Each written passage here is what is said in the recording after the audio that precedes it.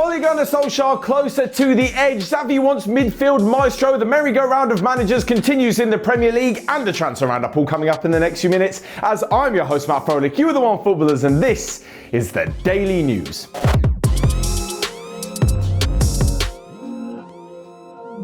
So first off, here we are again, and after another weekend of Premier League football, and we're talking about Ole Solskjaer potentially being fired again. This isn't going to stop until he leaves. We all know this is going to happen. Manchester United were humbled, I have to say, at home by Manchester City, who were just so much better than them in every single department. It was such a difference between the individual stars of Manchester United trying to come up with some individual brilliance against the clear teamwork that Manchester City had going for them. 2 goals in the first half, and they didn't really need to stretch themselves in the second. And it looks as though things aren't right off the pitch either at Manchester United. Apparently there's some sort of revolt going on in the dressing room where no one really buys into Ole Solskjaer's tactics. I'm sure we've all seen that video of Cristiano Ronaldo pointing and potentially taking the mick out of Ole Solskjaer's tactics. Apparently Bruno Fernandes isn't too pleased with the manager either, and they don't really know the direction which they're going in under the Norwegian.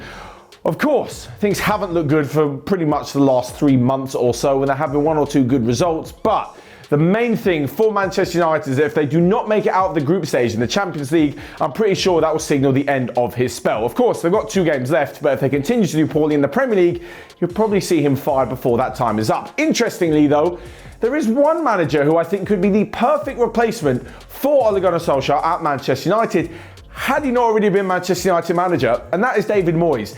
I'm sorry, but any other time a manager like him takes West Ham and does what he does with them, takes them up to 3rd in the Premier League after that brilliant victory over Liverpool, would definitely be linked with the United job, but it's just because he's been there before and made pretty much a hash of it that he's definitely not going to be in the running, and I don't see why he'd want to leave West Ham either, because what a victory, and it only confirms that West Ham aren't really a flash in the pan. Last season wasn't a fluke getting into the Europa League. They are here to challenge for the Champions League spots, and who knows, whisper it quietly, but maybe even the title as well.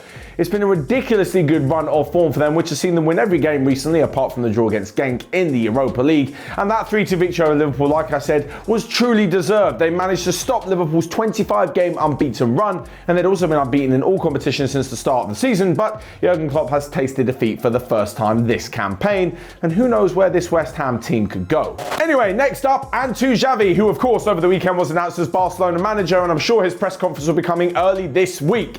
He said a teary goodbye to Al Sadd in Qatar and went home to Barcelona, where he wanted to go, where the club wanted him back, and he's got a lot of work to do. I'm sure he's watched the game against Celta at the weekend, and he'd be absolutely delighted with the first 45 minutes. They started very well, Barcelona, and went 3-0 up, but the second 45, they just threw it away, and it ended up a 3-3 draw against Celta Vigo. Now, because of this, there have been a lot of rumours that Xavi wants to bring in a load of players, and I think he does need to bring in a few. But of course, with Barcelona still needing to make a little bit more money, they're going to have to look at some free transfers, and one of them is Marcelo Brozovic. He plays for Inter Milan at the moment, who had a good of sorts 1-1 draw against AC Milan in the Milan derby, but he's out of contract to the end of the season, meaning Barcelona would not have to pay a single penny for the midfielder, and he's brilliant. He can do it all, and most of all, he's got bags of experience. Sergio Busquets, for me, is still a very, very good player. He's just entering the twilight of his career, let's say. And as for the youngsters, the likes of, you've got Nico Gonzalez, you've got Xavi, you've got Pedri, all brilliant, unbelievably talented footballers for Barcelona for the future. But you cannot rely on them both physically at a young age and experience-wise to play the most ridiculous amount of games per season. I think Pedri played close to 75 games last season, if you include Barcelona, Spain at the Euros, and then Spain at the Olympics. So it looks like they're going to need some midfield backup, and maybe Brozovic could be that guy. They can agree a deal with him from the 1st of January. Next up then, actually, we're still talking about managers because they just seem to be fired left, right and centre. This weekend saw 2 managers fall in the Premier League. The first one was Daniel Farke at Norwich. This was rather unbelievable because they won against Brentford. They won 2-1, but it's clear that the Norwich board had it in their mind, right, we are sacking him after the Brentford game. We can't go back, even if they win. They won and they still sacked him. Of course his form, 1 win in however many games it is in the Premier League, isn't good enough. It just must be really, really harsh after such a buoyant afternoon where they picked up all 3 points in London. Anyway, Farke is out, and apparently the man to take over the job is Frank Lampard. this one kind of suits.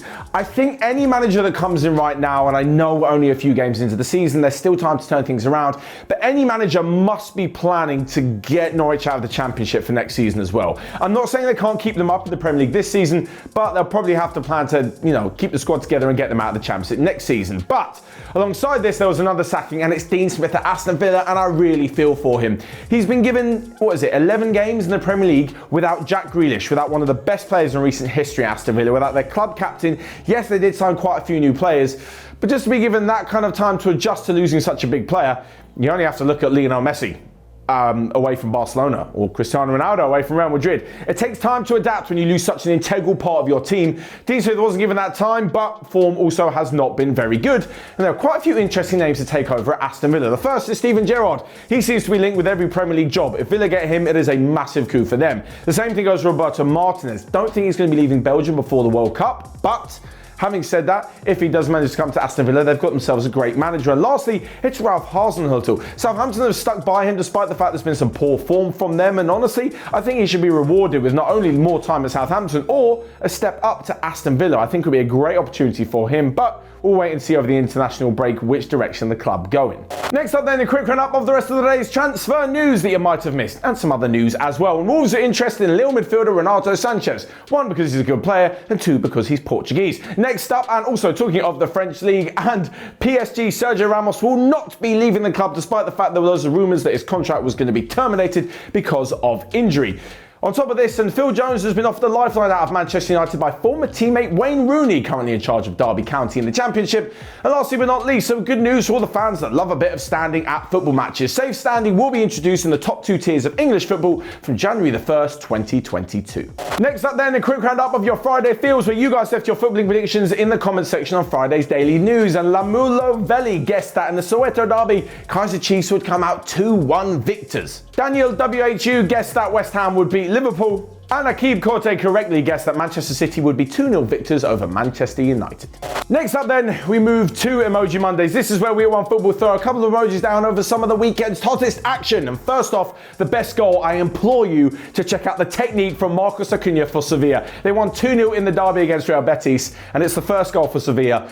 It's a left foot strike that if the net wasn't there, it just would have kept on travelling. An unbelievably good goal. Next up, the crazy moment. It's crazy moments. Comes at the end in La Liga again of the Valencia Atletico Madrid game. Griezmann was having a great game. Atletico Madrid were on fire, 3-1 up heading into injury time. And 2 late goals from Hugo Duro saw Valencia pick up a point. It was an insane ending to a match. You should check out those highlights as well, which you can do in the OneFootball app. And lastly but not least, we come to the best result of the weekend, and that does go to West Ham with that stunning 3-2 victory over Liverpool. That's all from me then. Make sure you check back tomorrow for loads more OneFootball content.